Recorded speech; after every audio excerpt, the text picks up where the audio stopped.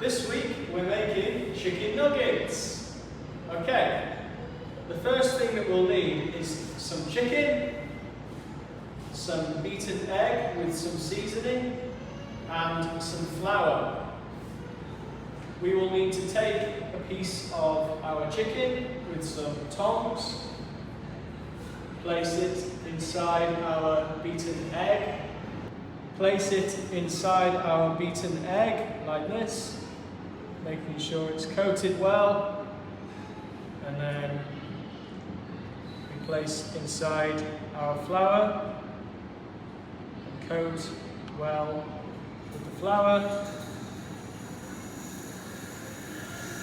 We then go back inside our egg to coat again, and then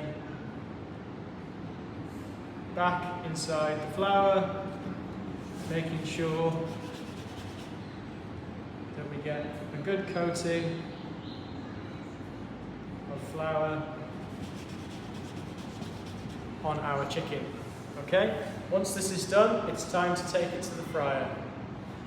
Hey guys, so here we go. This is our lovely, nicely fried chicken nuggets ready to eat. Thank you.